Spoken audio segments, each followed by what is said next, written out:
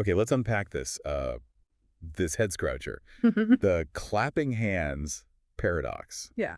The one Alex O'Connor brought up with ChatGPT. Ah, yeah. Zeno's paradox, basically. To clap, your hands have to cover half the distance, then half again. And again, forever. An infinite series of halves, supposedly making motion impossible. But what was interesting was ChatGPT's first reaction, wasn't it? It kind of acknowledged the math, The infinite division part. but then it basically just said, well, look, in the real world, hands do clap. Dismissed it almost. Exactly. Which, really got Alex frustrated because he was arguing, wait, those halfway points physically exist. Right. That's the core tension, isn't it? This clash between the clean idea of mathematical infinity and, well, messy physical reality, especially way down at the smallest scales. So that's our mission for this deep dive. We're looking into why ChatGPT didn't really push back harder on Alex's point, using input from Thomas, a computing teacher who's explored this. Yeah, Thomas brings a great perspective, kind of bridging the gap without needing, a PhD in quantum physics. We're digging into the math, the physics, maybe even the nature of reality itself, all based on the sources you sent in. Okay, so Thomas actually talked to Copilot about this, and that conversation went somewhere interesting. Oh yeah, where to go? Copilot brought up Planck units, Planck length, Planck time. Basically, the smallest meaningful measurements possible in our universe. The fundamental pixel size of reality, kind of. Exactly, and the implication there is huge for Zeno's paradox. If space and time aren't infinitely smooth and divisible, Uh-huh. but are actually grainy or quantized below the Planck scale, then Alex's infinite number of halfway points, well, they might just run out of real estate. They literally can't exist below a certain tiny, tiny size. The infinite division just stops. Precisely. The physical reality might have a floor preventing that infinite regress. So get this. Thomas then went back to ChatGPT, armed with this idea. And what happened? ChatGPT actually conceded that Alex's reasoning might involve some conceptual confusion. Interesting. Did it elaborate on that? Yeah, it suggested things like half-developed arguments, or maybe cognitive biases. Biases like assuming math always maps perfectly onto physics, maybe?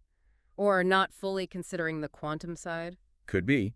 It hinted that Alex might be over-interpreting its responses or even using it for rhetorical effect. Which lines up with ChatGPT explaining its own approach, right? It said it's designed to be more collaborative. Yeah, it prefers to think together, not be adversarial right off the bat, unless you explicitly ask it to be critical. It even did a broader analysis touching on free will, determinism, anthropomorphism, projecting human traits onto AI. So the takeaway isn't necessarily that ChatGPT failed to grasp the paradox in the initial exchange. No, it seems more about its programming, its conversational style, and how the whole interaction was framed.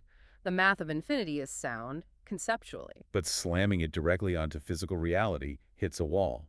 Or maybe a Planck length. Exactly. Quantum limits seem to get in the way. Now, Thomas didn't stop there. He kept thinking about this idea of a discrete, grainy reality. What it means for Zeno, yeah. If space isn't continuous. Right. He drew this analogy thinking about electron trajectories, quantum tunneling. Ah, like how particles seem to jump rather than smoothly travel sometimes, snapping to the nearest possible state. Yeah, suggesting that fundamental graininess again. And he bounced this off another AI, Claude 3.7 Sonnet. He did. And Claude agreed with the general idea of quantization, like energy levels in atoms being discrete steps. So Claude saw how quantized spacetime at the Planck scale could resolve Zeno. Yes, by eliminating the infinite divisibility. But Claude added a crucial caveat. That this is still very much an open question in fundamental physics. It's a leading idea, but not definitively proven. Right.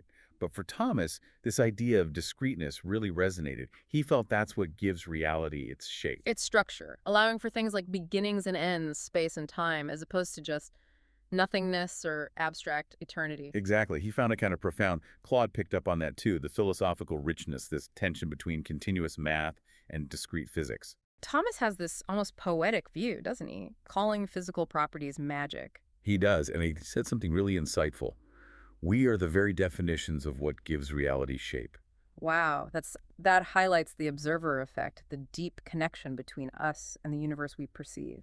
He admitted, though, that for him, it's more about the mental stimulation, grappling with these huge, maybe incomprehensible ideas rather than finding final answers. Which is a pretty honest take on dealing with the frontiers of physics and philosophy. Then he had this final thought experiment, triggered by automated chat follow-ups. picturing scissors cutting a never-ending line of lines. Making you think about infinity again, but from a different angle, perspective. Claude's response was interesting too, pointing out the paradox of trying to cut infinity and suggesting these eternities might only exist as potentials within our shared reality, our way of seeing things. And Thomas's realization from that. He said he realized he was never actually holding or cutting infinity itself, but just his own mental representation of it, the boundary of his own reality.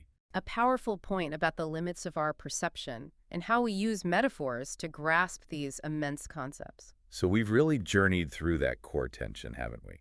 The elegance of pure math versus the granular, perhaps messier reality at the quantum level. Math is beautiful, but maybe sometimes a bit misleading when applied directly to the fabric of existence. Which leaves you, the listener, with something to chew on. If our grasp of reality is always filtered through our own perception, our own cognitive boundaries. How does that change how we tackle these big paradoxes? Is Zeno's paradox, for instance, truly a paradox in reality, or is it a paradox that emerges from our framework for understanding reality? Where does the map end and the territory begin?